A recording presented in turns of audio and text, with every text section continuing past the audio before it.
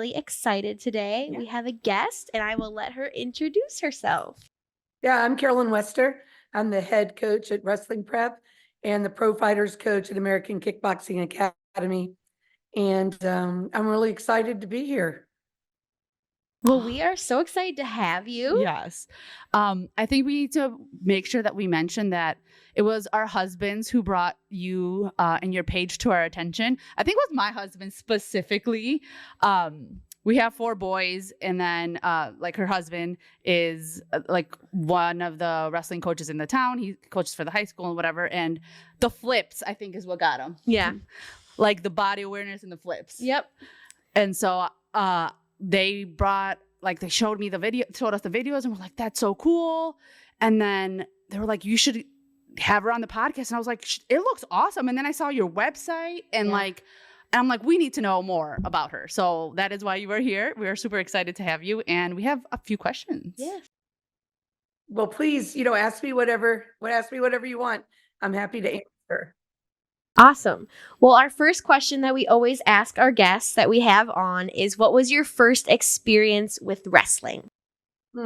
So my first experience with wrestling was my cousins wrestled in high school, and I knew that they wrestled, but I wasn't, I didn't really go to any of their duels or anything. And then my high school sweetheart wrestled. I went to the duels, but I was busy talking to my friend Jeannie Patel, paid no attention. And then my youngest wanted to wrestle after an experience at summer camp, and we were living in Palo Alto, California at the time. So I signed him up for the youth wrestling at Stanford. And that is the first time that I really started watching wrestling. Okay. Okay, so different exposures throughout your life, like younger and then older and then but like, how did you get into what you are now? So if you could explain a little bit about what your role is as like from what I understand it, like a coach, and you also have like personal experience with like martial arts and stuff like that. If you could just like elaborate on that a little bit. No, I've never done any wrestling or any martial arts whatsoever. I mean, I can wrestle. I wrestle now, and I also I'm a really good striker. So, but I didn't have any experience. I never even considered wrestling until I was 42.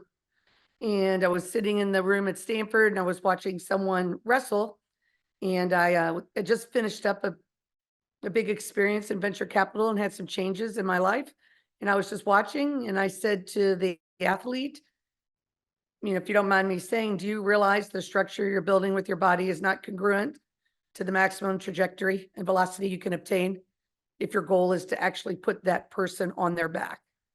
And they said no. And they said, can you show me? I said, maybe.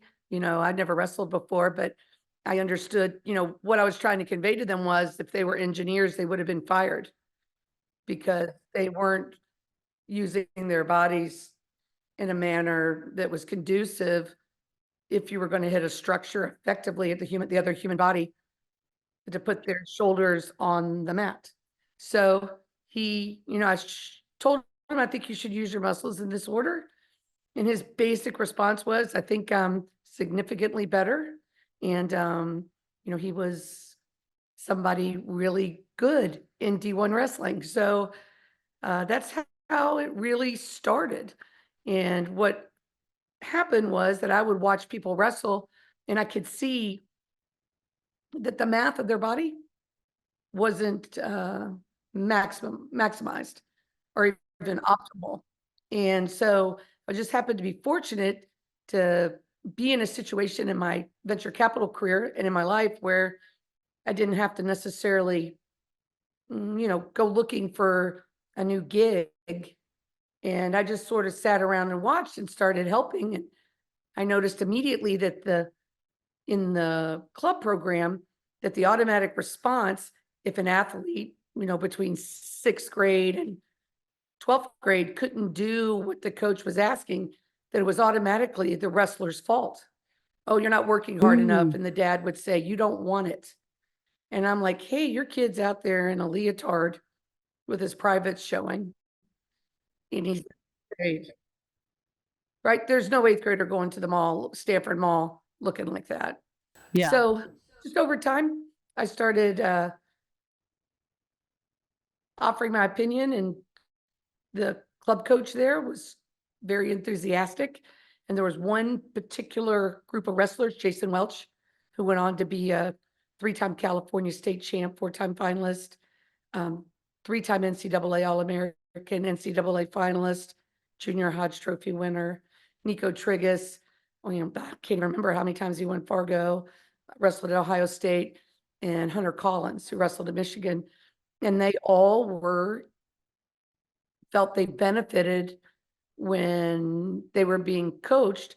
If they couldn't get it, if I could help them understand what muscles should be used. And that is truly how that started. And over time, I think by the summer of 2007, we probably had 300 or 400 kids at summer camp. And then in 2011, Daniel Cormier, who I suppose called me up and asked me if he could come watch me coach. And he came over to my facility that a man in the Bay Area had built for me. And he said, call me and said, I want you and that one athlete to come over to AKA. And I started going to AKA. And after about 8 months, Javier Mendez, who was the head coach of American Kickboxing Academy and of all of the Dagestani fighters of Habib's, he said, you need to be in the corner. You see something that none of us see. You have an ability that I've never seen before. And that's really how it started. And, right now, today, I think in 2024, 23, UWW, the most dominant wrestling performance of the year, male or female, was Amit Elor, who I started working with when she was about 7, and worked with her till I moved to the East Coast, 2017, maybe 2010, 11 to 2017. And, the current pound for pound world champion fighter is somebody from our crew at American Kickboxing Academy. So I've cornered many. I was the first woman chief corner in the UFC who wasn't somebody's significant other or, that kind of a role.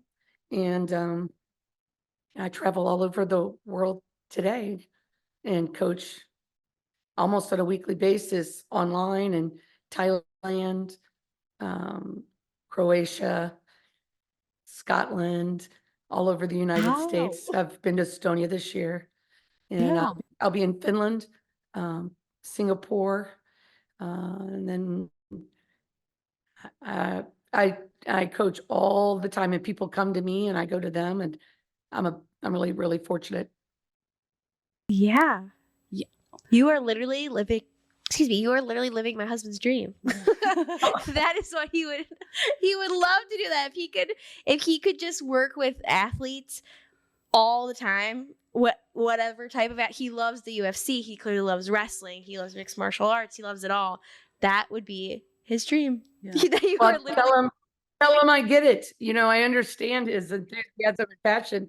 It's interesting now. I work with I just signed a contract today to go to Vegas to work with some athletes. They're going to be in the ADCC World Championships at the end of August. And then working with, I'm going to be on the podcast of a 2020 Olympic diver. And then cool. a lot of NFL players, asked me to work with them. Because it's really the order in which you use your muscle.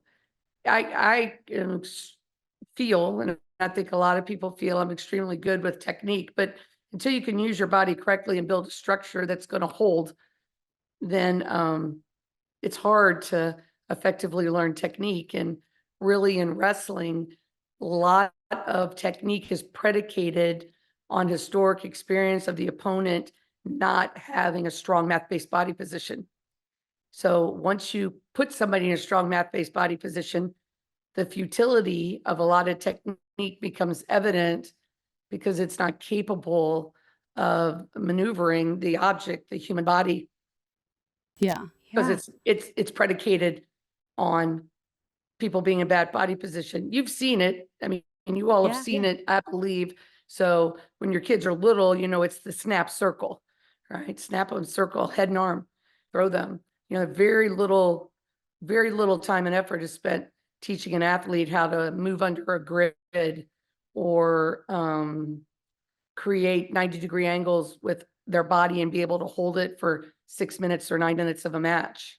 It's really just a quick level change, but they don't learn how to hold that structure. So as soon as they get snapped or their weights in their toes, then that whole structure is unstable. So that's really what I see. And I am mildly to autistic, maybe a little bit more than mildly. So I'm not educated in any of this. I didn't learn it from somebody. I'm not taking somebody else's information or system. Yeah. It's really, truly just what I see. That was my next question. Were you in like the kinesiology field at all, or no? So this was just Something all that you were in your brain. You just Something, that is amazing. Yeah, that is amazing.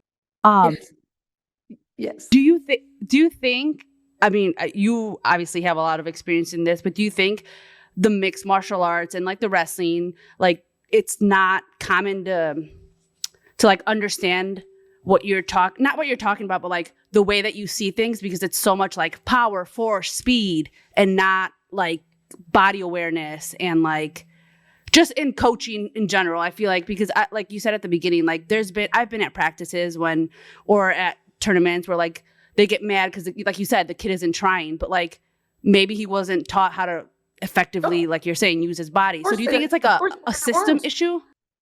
They weren't. They're very few. There are very few who start that way. I mean, there's a lot of Izzy Martinez, Izzy Style has me come up and coach his people. Angel Cejudo is the one who wanted me to start coaching Henry.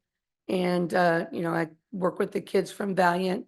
Rob Cole had me at Cornell, had me at Stanford for weeks at a time to coach the whole team on how to use their body correctly. And then there should be some consideration if you're using your body as a structure and you're going to move that structure to collide with someone else with appropriate force, then there's also this big understanding of the body structure. You can look at it two ways: long torso, short legs, and short torso, long legs. And a long torso, short legs athlete gets off bottom very differently. The optimized way is very different than somebody who has a short torso and long legs. And they just don't think of it that way. And when I first started, people would get super agitated with me. And now there's not really, there's not really much. You might not like the way I do it. That's cool, but there's too much evidence that it's a significant factor. And I think when I have somebody come to me who's an MMA athlete and they don't know how to wrestle, they've only done jiu-jitsu or Muay Thai or strikers, before I even try to teach them how to wrestle, I spend about 3 months teaching them how to use their body with the vernacular that I'm going to use with them to teach them how to do MMA, how to strike or how to wrestle, how to transition. Micro transitions really have to do with the exchanges of weight displacement plus torque plus velocity. And you can't change torque. You've seen it. You've seen somebody shoot and then they get, you're yelling, reshoot, but you just see their body kind of flatten out and their legs go behind them and they don't, they can't finish the shot and their opponent, typically circles. And since the person on bottom doesn't know how to wide leg, cut them off at a 90-degree angle, the other guy usually scores. But if you train someone how to move with velocity and torque, and then how to change their trajectory after they've moved 2 or 3 times, their ability to finish a shot becomes dramatically higher. Yeah. Because their muscle is in duress and you add duress to it, which is really what's happening. They move fast, but no one's taught them how to move fast and change and go straight up. Yeah. Sure. They just say drill with your partner. And when they're drilling with their partner, they're standing up in their stance. They're looking at each other going, how much longer? And it's the same person every day. And they're not forced, like you've got to do this, but Yeah, no. the circumstances under which the coaching is occurring doesn't force the athlete to adjust for the maximum duress. And that is what I do first with people, is teach them how to do that. And regardless of their body type, regardless of their height, I teach them to wrestle under a grid that's about 4 feet high. So they're underneath a grid that covers up the entire circumference of a mat. And they're staying under there for 6 to 10 minutes and never being able to come up out of their level change. So when overtime occurs, you see it, right? Overtime occurs, the athlete, everybody's nervous. The athlete's dependent upon their coach. They want them to like them. The people who provide them food, shelter, and water are standing around looking at them. And they immediately stand up and you see them start heavy breathing. And, normally they'll say they gassed out, but really it's anxiety, and that their muscles have not been taught under extreme circumstances for them, not like extreme exposure to heat or cold or anything like that. Just extreme for a match. They've not been taught to do that. But the people I work with, and there's just been so many, it's like a countless number now. They can rock that situation. They're not frightened in that situation. They know they could stay in that low level stance for 2 to 6 minutes because they've done it hundreds and hundreds of times. And so when people see what you call the flipping, to me, that's the sequential calf, hamstring, transverse ab, sternum, pull your upper transverse ab, your knees to your chin, rotate that structure in the air with torque and velocity. Has nothing to do with trying to be a cool flipper. Or, anytime I see somebody round off flip or back handspring, they're not using the correct muscles for wrestling. They're actually landing with their feet together and jumping in the air, which if you all coach or your significant other's husband's coach, none of us want anybody to land out of a scramble with their feet together, because that's really French for take me down. Right? Yeah. There's no I defense. never thought about it that way. Yeah. So when I saw wrestling, I didn't know any of the other stuff. Like I have years and years of dad or grandpa or aunts or uncles saying this is how it has to be, or this is how, they would say, oh, that's how Gene Mills does it. And I'm like, I wouldn't know Gene Mills if he was in a group of 3, like I don't know these people. And all in my mind, because my self-image isn't based on how all these people do, I'm just going to do it the way I want to do it, because that's what I want to do. And a long time ago, adult men would say, I'm going to get you fired. I'm like, from where? My volunteer job? Coaching? Like I've never coached for a school or a club. I've never been anybody's employee. So I say what I want to say. And I don't mean that like I say what I want to say, like a sassy pants, but I don't feel any pressure. And I say all the time, when the day comes that people don't seek me out to learn what I'm teaching, then I'll go do something else. And I would have suspected it would have run out a long time ago, but it hasn't. I am booked. That's amazing. For a very, very long time. Yeah, it's great. And I'm grateful. And I want all these kids to go to college. I mean, I want the fighters to win, but I really want everybody to go to college. I want them to know that regardless of genetics, pre-genetic disposition, gender, that they can use their brain and compel themselves to keep moving without stopping or blaming or being dependent. And that they can use this game of chess they play with their body. And if you want to apply math and science to it, you're going to do it a lot better. And you could do it all the way through college. And it'll be a good experience for you. And that's what I want. That's what I care about, is these guys, girls going to college. That's a lot of information. Is that what you wanted to hear? Yeah, no. Yeah, I want all the Yeah. information. Bring it on. That was awesome. We were looking at your website, and I know you mentioned like a lot of like top names in there, but you have so many like good success stories that what you're doing is really, it's working, like you said. And I feel like it'll continue to keep working. Yeah. And we have a few questions that people have asked, and I think it's about like your camps and stuff. So if that's okay, if we could ask some of those. Sure, I'd love for you to. Let me pull up my phone. I have one question while she's pulling that up. Please, So Mara. you kind of said that, was it hard being a female walking into this? Did people take you seriously No. right away, or it took a while to gain that? Well, it's not that difficult I used to endeavor to be polite. Like, so, if somebody would be, rude or condescending, I just get in the corner, and then, when we won. And, I recently was at a tournament, and this year, and a man, I have a lot of athletes to go to Wyoming Seminary. So I'm up there a lot, and for years and years, for like 15 years, and I'm up there a lot. And I was at some tournament, I was talking to the sem coaches and the parents, and this man came up to me and goes, "I hate you."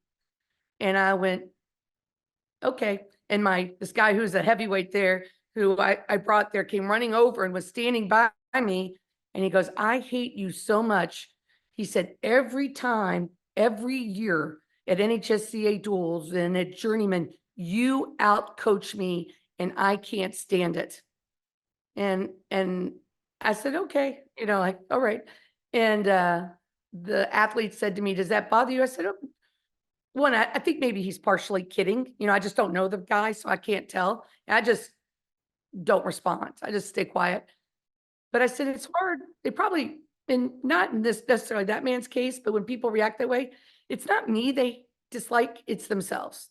Because if they knew me, I'm kind of hard not to like, unless you are totally adverse to someone feeling comfortable being blunt and direct. If that bothers you, if you want somebody to wander around the room and only agree with you, we're not gonna, I'm not gonna get in your face, but we're not gonna be effective together in any capacity. There are some people who went way out of their way to make sure that I was accepted. And there's probably so many that I don't even know about, but major people in the fight world, in the wrestling world, major college coaches, international coaches, and the fighters, would put a stop to it, pretty quick. And Javier Mendez, who is probably the most effective MMA coach in the world, undisputedly, was insistent that I get every piece of credit that came my way. And from the beginning, there's a lot of video film of him saying, when she first came, she didn't push herself on us. She sat on the side of the room for about 8 months and never really said much. And then finally one day she asked somebody if they would like another option. And he said, the first time I watched her, I knew, and the fighters knew, she knew more than we had ever conceived. And the first time I went with him to ask to go to striking practice, I watched, and afterwards, it was somebody famous like Habib or someone. And afterwards I said, "Javi, if I heard you correctly, they're doing blah, blah, blah, blah, blah, blah, blah." And he said, literally, it was 15 to 20% better than he had ever taught striking, punching in his life. And he was a multi-time world champ. And by that time, he probably had 4 or 5 UFC world champs. So, those people won't put up with it. Daniel Cormier, Good. Mhm. Yeah. I could start crying the number of times Yeah. he stood up for me in front of me and without me being there. Because I'm often told stories. Rob Cole, that's another Henry Cejudo, Angel Cejudo, Kerry Colott, Mike Evans. I mean, a lot of people, Matt Storniol, a lot of people, I hear about the stories later. But as a woman, my mom was something extraordinary in her field, Yeah. and Okay. despite her gender. And my granny on my maternal side, she too. And I just, because it was math based, I knew it was right. I mean, not like right or wrong, light or dark, just math is always right. Right. Yeah. There's a right or a wrong answer. Right. Yes, ma'am. So, if it didn't work in every particular instance, it might be that the person wasn't adept yet at building that structure and holding it. And that's what you see in Instagram, or you're referring to, is me teaching people how to get very strong. And then they apply that to the technique. So when I'm in the corner, I don't say, Iranian, I'll call out a piece of that movement, which we call body leveraging. I'll call that out, and the athlete knows what structure to build. And then they know the 6 ways for the next 7 movements that come from that to finish the way they want. And that, is very powerful. So after a while, people just stopped. And then I started just getting direct. So not too long ago, I was doing a clinic in Florida, and it was a big clinic. There's like 200 people there. And the Naval Academy coach at the time was there too. And he's like, let's just let Carolyn coach. And this gentleman from the community in the Tampa area came up to me and said, wanted to grab me and armbar me the way he does it. And I let him, and he's like getting frustrated because he can't really move me because, I'm in a math-based shape. And he said, well, I think, and I said, sir, may I share what I'm thinking? And he said, yes. I said, well, have you ever had anybody be on a world team and gone with the team and help coach the athletes? No. Have you ever cornered in the UFC? No. Have you, how many athletes have you had win Walsh Jesuit Ironman? None. And I'm like, well, I've done about 5 world teams. I'm got a huge winning record in the UFC. I've had over 30 kids win Walsh Jesuit, 48 boys win high school, Super 32. And that's the criteria in which the people who have their athletes here are paying for me to coach. So it would not only be disingenuous of me, it would be fraudulent if I threw out what I want to teach for you. And they're not sure they like that. And then I usually say, do you live in the area? And they say, yes, I coach at the other high school. I'm like, why don't you just have a clinic? Yeah. And I really am not being a sassy pants, because, at the end of the day, we need everybody to coach. Yeah. We have enough high school coaches. We don't have enough youth coaches. We don't, the advent of flow wrestling and Rockfin and all these things, they need to be in business to make money, but majority, 85% of what they do highlights extreme success. Yeah. And it doesn't sing the heroic praises of the man or woman who goes to an all-day job, has 3 kids to care for, whether they're the spouse or the coach, gets to wrestling practice on time, makes 20 cents an hour, if anything, and has to listen to every complaint, be threatened to be sued, safe sport, the whole thing. So I'm not trying to one up anybody. I think it's super cool, like that you said, of all the people who welcomed you and just how you want to be straight, because I feel like you can't go wrong with that. And like you said, you're not trying to be sassy. You're not trying to be rude. It's just, it is like, it is what it is. It works. And it benefits whoever is learning that. So if you wanted to get it, then you could also have me. You know what I mean? Like, I don't think that's something bad to say at all. No. It's just the truth.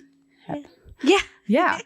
Okay, so we have a few questions and I'm going to try to summarize. I'm not going to ask for it for word, but so how can someone get to work with you? I know that you're busy, you have all these things going on, and from looking on your website, there's other people who also teach similar, or there's like other coaches that teach in the wrestling prep. Okay, yeah, you can clarify that, because that's how we understood it. You know, I'm the coach. Then Andrew Morgan, who is at Navy RTC, who I've coached since 2013, he will substitute for me when I'm on travel. And then Bryce Walcott is my IT guy and my business partner in my online courses. So he does that guy is like the greatest man on the planet. You know, his wife is the luckiest person ever because he does everything. And I could lose my religion and he doesn't flinch. And Shannon Williams runs our nonprofit. And when her time allows, she can run open rooms and things for me if I'm not in the area, but she doesn't. So is that helpful? Yes. Yeah. So how can they, so I know that there's summer camps and you like, obviously someone can bring you out to their school or to their program, but like how can someone go around about that? So I think to come to a camp is a great experience for anybody in any of the mixed martial arts. You know, last year we had athletes from 28 states and 5 foreign countries, and everywhere from current UFC fighters to kids that have been wrestling about 3 months. And you can come to camp. We have 3 big ones in Virginia at Marymount University here in Northern Virginia. And that's a good experience. I do camps, doing a clinic on the 18th in Tulare, California, and then Pittsburgh. I'm doing a camp in Pittsburgh, PA, then Montana, and then these camps in Virginia, and then I'll be in Las Vegas, then Eugene, then Finland, and then Eugene, Oregon. And those are great experiences. Most people who have a serious athlete will either send them to reside for a short period of time when it works for them. And I'll work with them 2 times, maybe 3 times a day. And we train that way. And then or they'll bring me to them. So in next month, I'll travel. This month, I'll travel to Las Vegas to work with some jiu-jitsu athletes, youth jiu-jitsu athletes. And then in next month, I go, all these places. People go there, but a lot of people train online from other countries and other states. So it's usually some sort of combination. Someone will come to camp and then they'll want to continue to working together, and I'll work with them online 1 or 2 times a week for a short amount of time. And then they'll send me video in between that I analyze and send back. Either I voice over it and say, slow it down and go in this position. If you drop your trail leg by 3 more degrees, your trajectory is going to be higher. Currently in this position, your hips aren't over your knees. Use your right side of your transverse ab and pull that back. I do a lot of that. And, I do a lot of group practices online. And then I usually book out pretty quick. But most everybody who really wants to do it gets a chance to do it. There'll be people who will reach out and they're just not super serious.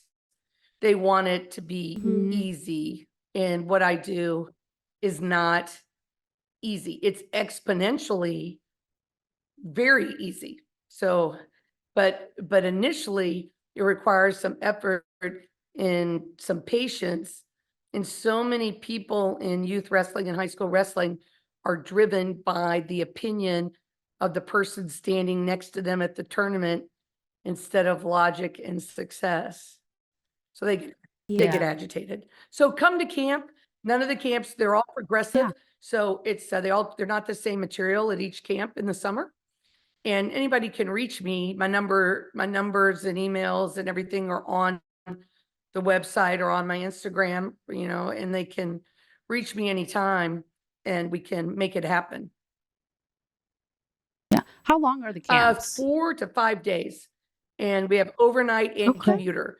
So people come and they stay overnight. I'm very strict. So if somebody's looking for somebody to babysit their kid for a period of time, more than likely that kid's going to self-select out of being able to stay at camp. Did I say that well? And Yes. yeah, I'm very strict. I'm not strict like you're not working hard enough or what's wrong with you? Why can't you do this? Everybody can do, not like that. The rules of, you're a welcome addition to this community, but you're not the center of it. So if I have a kid who always wants to be the exception, and that's usually because they are lacking attention somewhere else in their life, I'll explain to them privately that it's going to be better here if they just go with the group, don't isolate, don't make yourself be an exception, unless it's an injury. And then we'll have some other athletes who just want to state the obvious over and over, just so they seem smart, so the two big rules are don't be an exception and only say every 10th thing you're thinking out loud. So that tends to help that, but I'm strict about the rules. I'm strict about the chores. I'm strict about everybody's gear being in the right spot. I'm, strict about them saying yes, ma'am to me and no, ma'am to me. And, love that. Those types of things that are going to help them when they get recruited, because, there are college coaches who don't understand that an athlete who's asking you to give them money to have the privilege of being in their program would expect that you would try to meet the emotional needs of the coach and the person in authority and talk to them in the manner in which they want. And then if they say, hey, you don't need to say sir to me, just call me coach, or, that's cool. I don't really care if they to be a yes ma'am, when I'm walking around the street or, the grocery guy or whomever, but I think it's important for them. And so I'm strict in all those ways, but I'm not, I'm not mean or judgmental, of what they do. And really what happens, which is so fascinating, is that in the first session, they find out they can do something with their body they didn't know they can do. No. And then when you say to them, how great is it that you did something with your body you didn't know you could do? Wonder if that happens every third practice for you. How much better are you going to be? What kind of experience, are you going to have in school if you find out that I'll ask them if they could please, if they heard what I said, if they could tell me it back in order.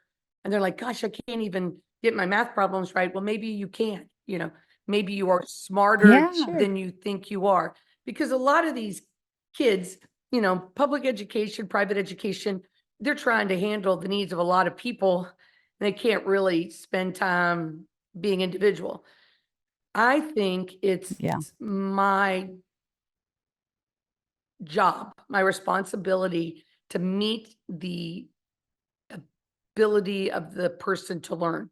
So if I teach someone one way and then I turn to the person to their left and say it the same thing, and it's like, turtles fly to them, then it's my job to stop what I'm doing or get somebody else to run what I'm doing and stop what I'm doing and make sure I can figure out how they're going to hear what I'm saying and endeavor to do it, even though, they might not be able to use their muscles that way. Yeah.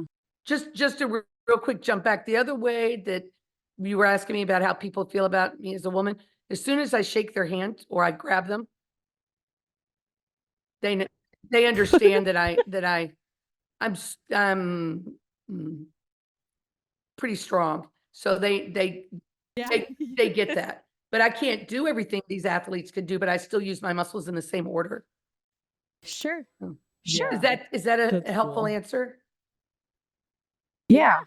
Another one that we had was, what are the class sizes in the camps? So like, is there like a limit? Is there? Yeah, so the way we run the camps is by there's an amount of information that we want people to have. And I would say our camps are usually never more than 80, maybe 100. We used to do massive ones in California, but no longer, that big. I was way braver back then. But there's about 80 people, but the way we teach is by movement and then corresponding technique. So it's easy to break into groups and teach a specific movement and then teach them the technique for it and sort of rotate that. So those groups are usually about 10 people. And so they start to get, what we're doing. And every session, they're doing the entire sequential muscle order body leveraging piece of it, whether they can execute it well or not. And I'm very strict about nobody making fun of anybody, not a peep. Yeah. Not one peep. I like that. It's not cool. All it says when you make fun of somebody else is that you don't like yourself. And you're going to be a problem. Exactly. Or you're going to have problems. I mean, I'm not trying to wish that on kids, but we know what that is, this is my 19th year, my 19th year coaching. And, I know what that is. So we don't have that. It's a really good environment. And what's great is if you have a young wrestler or a young person that's new to wrestling or relatively new, they can see everybody does the same movement. Then maybe guys who are like, we have a lot of Fargo champs and those type of guys there, they're learning new technique for that movement. But the youngster goes, shoot, I'm going to use this same movement again and again and again.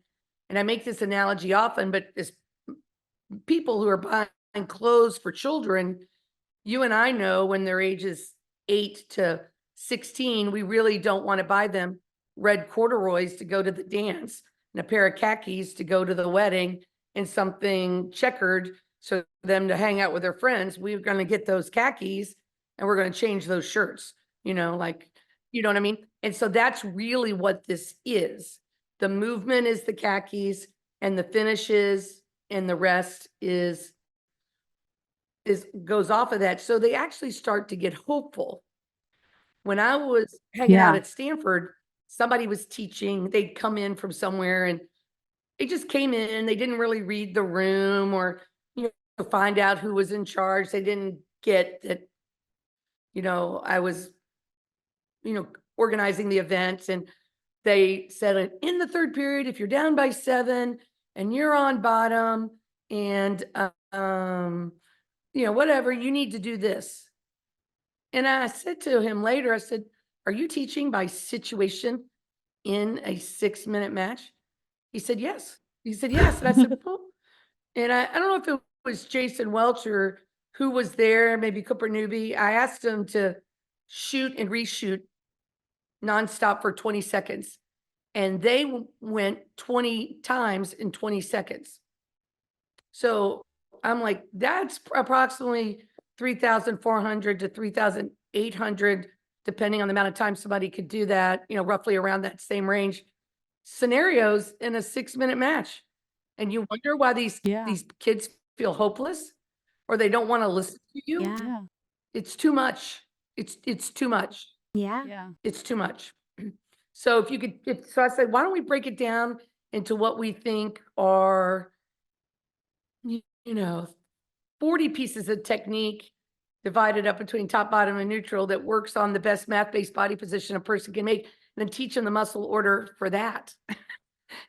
Let's go from there. Sure. Because, if you could shoot well, if you finish 60 to 70% of your shots, then you only 30% of your technique needs to be defensive. Not that they don't need to know that, they do. But this whole hand fighting, tying up, trying to control somebody before they even shoot is a defensive mechanism. I mean, a lot of people have shots off the tie or the 2-on-1 or whatever it is they're doing, but you can't if you're trying to grab a 2-on-1 and you have poor body structure engineering wise, and the other person they're like 94% body structure, you're not going to be able to move them. And you hear it, you'll see it sometimes with wrestling. When I'm in the corner, the other coach will start screaming, heavy hands, I told you, heavier hands. I'm like, your kid get heavy hands till Jesus comes back. But that structure that other person's built is not immune to that. And I'm not being like a sassy pants. Yeah. It's just math. Yeah. So in the summer, that's how I teach, is by the movement, and then the offense, the defense, and then by position, neutral, top, bottom, and how it works. Yeah. Amazing. I think, I mean, I don't know, we're not wrestlers, right? Like, I help coach sometimes, but I do see like what you're saying. But I think overall, like, lots of things that you teach, as you said, are like transfer to all sorts of, like, to their schooling, like you said, and to their confidence, and to like just so many different things that wrestling or even all combat sports are about. Like, yes, we want you to win. Like, yes, we want you to do this, but like, it's also like a life thing. So I think that's really important for me to see. Like, my kids, I want them to be good at wrestling, but like, I also want them to know to like go to a camp and like have it be strict. Like, I want that for them. Like, I want them to like be like, okay, maybe I can do that in math. And like all the things that you said, I'm like, as a parent, I'm like, yes, like I want that. And if it includes wrestling, like even better. Like, that's how I see it. Well, I think you're right. So I think we have a young guy. He demos in our online course. He's young. And when I first met him, maybe 2.5 years ago, 3 years ago, he intellectually processes very fast, but the response to verbal, to be able to speak, was low. And we asked him, because we asked all the people that were demoing just to say a few words. I didn't know if my partner was going to use it. We're just filming, right? Trying to get the info. And he said, when I came, I wasn't communicating with people, and I wanted to be able to do all the movement. And my coach said, he said, as I progressed, she told me that I had to progress in my ability to speak. So now I speak, and once he started speaking, it was easier for him to speak. You know what I mean? It just took some practice. And I mean, his parents got him the best specialist possible, and his parents are exceptional. But the community of the other guys encouraging him, and nobody looking away when it took him a tiny bit longer to respond to a question because he couldn't say it quickly at the time. And those things are invaluable. I had an athlete years ago, and today, I can hardly talk about him. His name is Andrew Engdahl. He when he made the sections North Central North Coast sections championship, he said to me, I have exceeded all expectations I ever had of myself, and that anyone else had of me. And that kid, who's now, in his early 30s, has beaten cancer multiple times. He's run for a congressional seat in California. He is married to this spectacular person. And I believe that him learning that he could exceed his own expectations, and this is just me, he's never said anything to me, but I think that helped him do all these things that, we're not like talking like doing a great high C. We're talking about, beating a severe form of cancer. Yeah. It's amazing. I'm extremely happy for him. Yeah. So are we. Yeah. I mean, I almost cried right there, honestly, because like I said, we see a lot of things like that for our children, my husband and I think it's wonderful what you're doing, and I think you're really good at it. And that's not just like, blowing smoke. Like, really, I think you're really good at it. And I think if you continuing to do this is just going to be great for the sport. It's going to be great for lots of other individuals. And I don't know. I'm like in shock of like all that all that you've done. And I want my kids to go. I mean, how young do they have to be? I have young kids. So if the parents want to come, especially this summer, we are in the dorm situation. It's a very low rate for the parents to stay in the dorm with the athletes and go to and eat at the cafeteria twice a day. So parents are welcome. They can come usually if they're 7, as long as they have a parent with them. They need to be about 9 or 10 to stay overnight, you know. And, but also, you know, I really like going other places. And often when people reach out to me, they say, you know, well, we want to ask you to come here, but we think you'll cost a lot of money. And I'm not saying that when I, you know, do stuff for Rob Cole and those guys, I don't ask for a large fee, because I do. But when I go to somebody else's place, I really say to them, and there's, you know, 50, 60 coaches that would say, you know, I say, I don't know your market. So I'm going to want you to pick the price and to give me as much of it as you feel you can.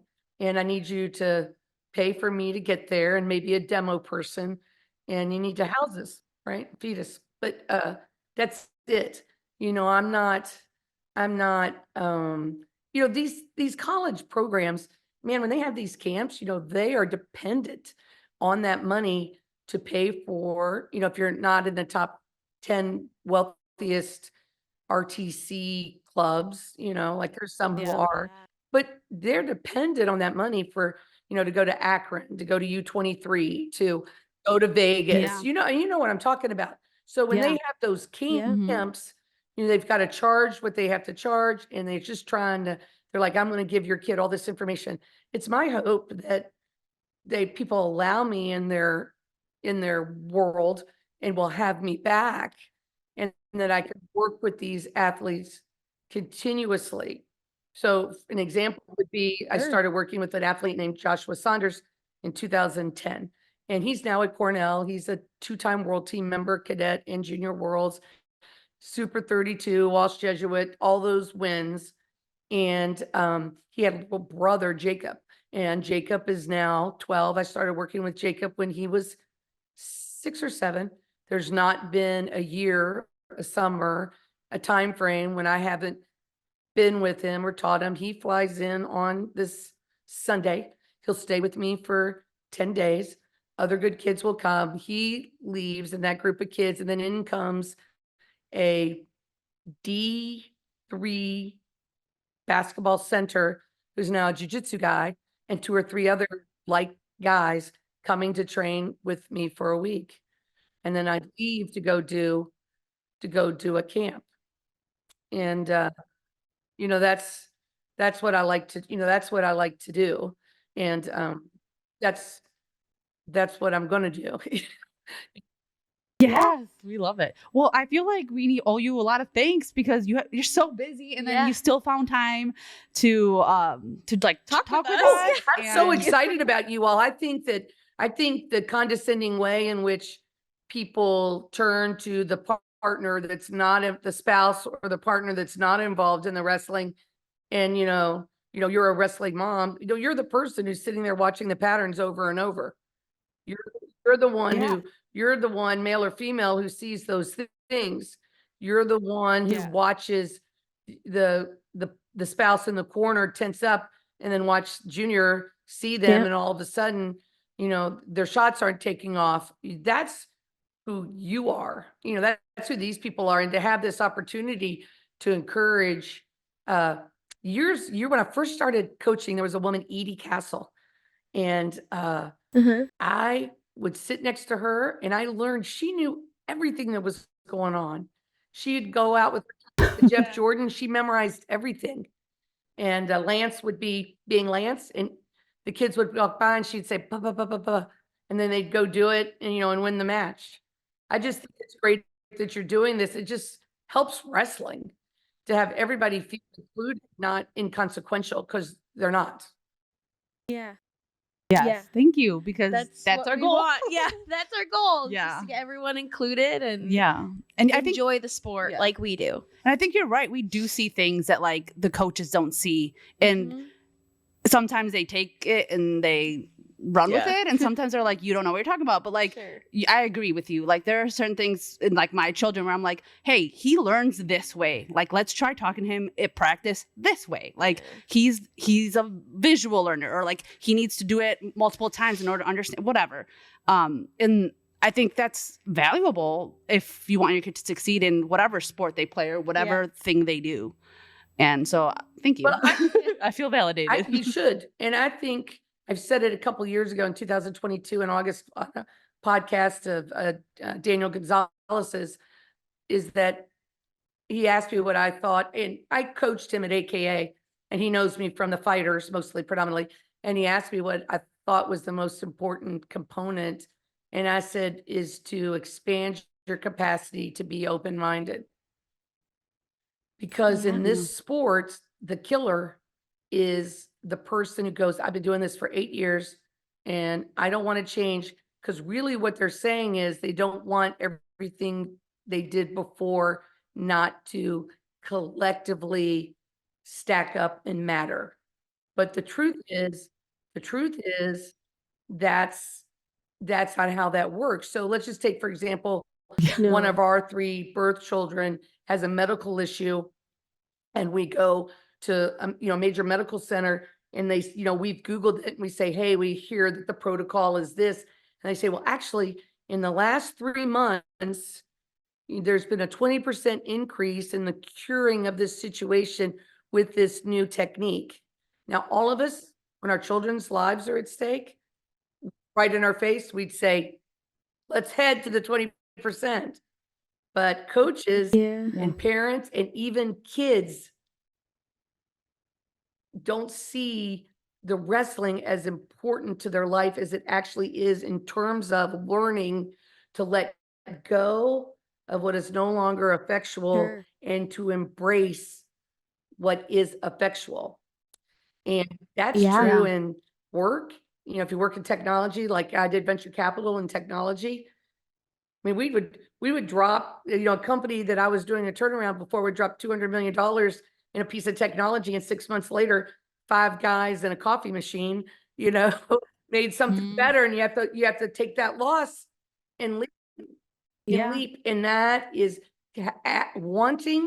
developing the capacity to be open-minded is so key. And that's what you all are helping people do.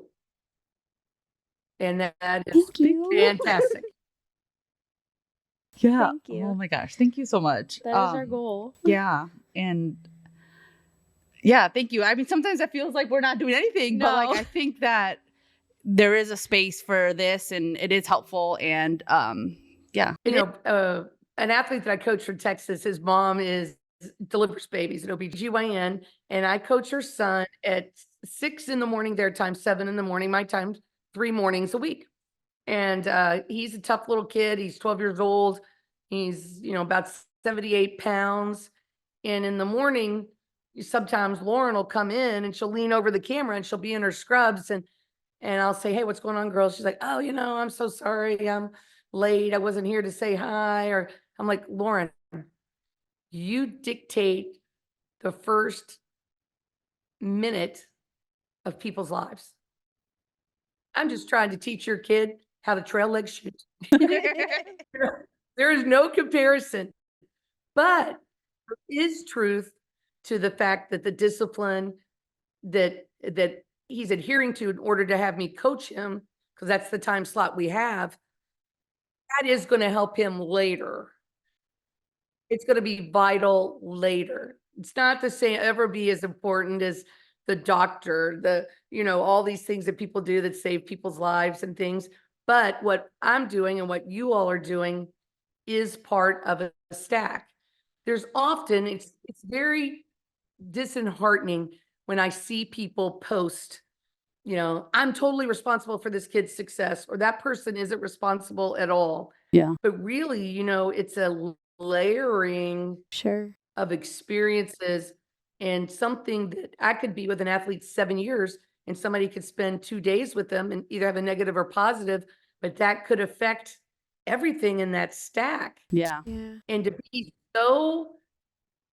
have such a low self-confidence, to be so desperate to want to be recognized is, is like a hard thing to overcome. I've felt that way in the past. And I had some people that I trust tell me, that's not a flattering look, Yeah.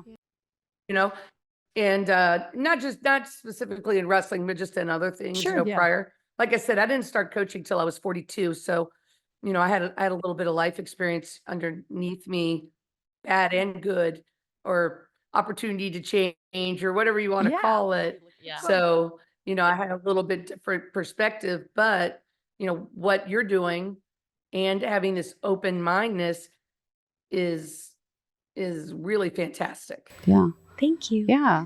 Thank you. We truly appreciate that. So can people just find you at Wrestling Prep on Instagram, right? And then the website is wrestlingprep.com, right? That's correct. And my cell is 650-245-3533. And Okay. Awesome. you can text me anytime. I turn it off when I'm not wanting to, Yeah. when I'm not Engage. capable of, when I'm not capable of engaging. But yeah, people can reach me anytime, and I encourage them to do it. It's That's awesome. it's we help we help a lot of people. We do the best. We do the very best we can. And the people around me who help me, everybody wants to do a good job. I have a strong relationship with a coach here named Coach Roy Hill, who was actually Black Wrestling Association's Coach of the Year, Bobby Douglas Award winner last year. Oh, amazing. Wow. And he does a lot. He does a lot to help me. But I think all of us that are involved in wrestling, trying to please and be accepted by all the forms of media. I mean, I don't think Flow Wrestling has ever, besides Willie Saylor, and people who've known me a long time, Mark Bader, they're usually like, oh, there's a mom in the corner, whatever. I mean, it's Sure. it's not helpful for the sport, but I've learned that the sport at the highest level isn't really interested, or it doesn't have the capacity to handle all the emerging needs around I would agree with gender coaching. There is no other woman coach who coaches at my level with men. that. Yeah. Okay. There isn't. And I look behind me, and there's a couple that are trying, but even when I Sure. had a meeting with USA Wrestling on this topic, the person who was leading the call, the authority from USA Wrestling, said to another coach who was on the call, when they suggested, oh, maybe there are other coaches, Carolyn could speak with and help. And he's like, oh, there is no other. Yeah. He said, there's a lot of women who coach youth teams, but it's only a handful, but she's the only one that's her, Yeah. that's like her. And yeah. And I think if I was dependent on a school, or if I worked for a school or I worked for a club, that I wouldn't have the ability to have done as much as I Oh, for have done sure. and hope to continue doing. And what I want to say to you all is even though, you're the wrestling wives, you're really a lot more. And, Thank you. I think Lori Ayers, is one of the first people to really come out and be recognized in women's wrestling that I know of. I'm not real super familiar, but she was Chris's wife, but really, I don't think anybody even thinks that anymore. Yeah. They think of her, and I don't think it'll be long before people like you two, Yeah. are Thank you. seen in a capacity you couldn't imagine for yourself. Oh, that'd be awesome. And then it just Yeah. happens, and then you have to go, am I brave enough to accept this? Yeah. Like, first couple of times I heard, like I would be listening, someone would say, hey, I just heard Daniel Cormier say this about you on ESPN. And I'm like, oh, okay. Or they'd say, Sure. Javier Yeah. Mendez said you're brilliant. Yeah. You're a genius in wrestling. Yeah. Yeah. Or I remember one time this person had been giving me a little bit of a hard time, and Daniel Daniel said to him, he said, hey, I don't want you messing with her. And the guy said, yeah, I know she's the godmother of wrestling. He said, I don't know about that, but she is the godmother of AKA. And how she did it, Yeah. she did, Yeah. and then once it's important as people in new areas of wrestling. I don't even want to use our genders, but it's important, new people forming new things that people don't describe. Like they always want me to explain how my club works. When do you have club practice? I mean, what does it cost to come for the spring? I'm like, I don't do that. I mean, you can go to Marymount or you can go here and I might be there, and our nonprofit runs open practices for people for free, but I'm not promising you I'm going to be here. But as I push that bubble and you guys push your bubble, with that comes this responsibility of accepting the accolades. Yeah. You don't have to, print them on your forehead and make new stickers for your car, but understanding that you are impacting and to take in the positive people have to say, and to recognize that when somebody is negative, that it probably has it's very hard not to, and nobody sits next to me on the airplane or someplace doesn't like me. You would have to not like yourself. Yeah. That's so to not like me normally. I'm pretty okay.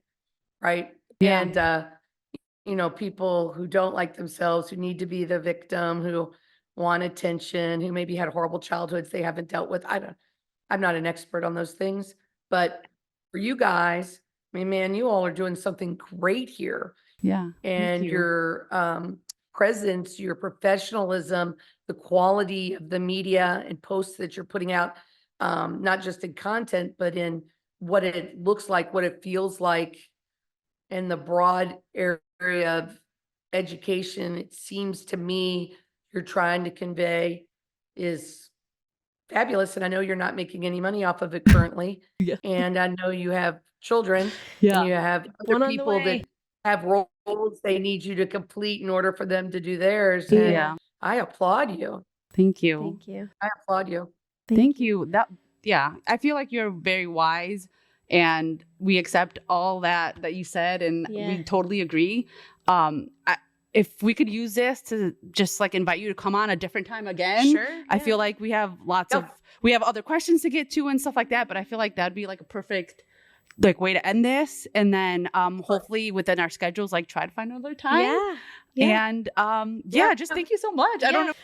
We lost connection with Carolyn, but that's okay.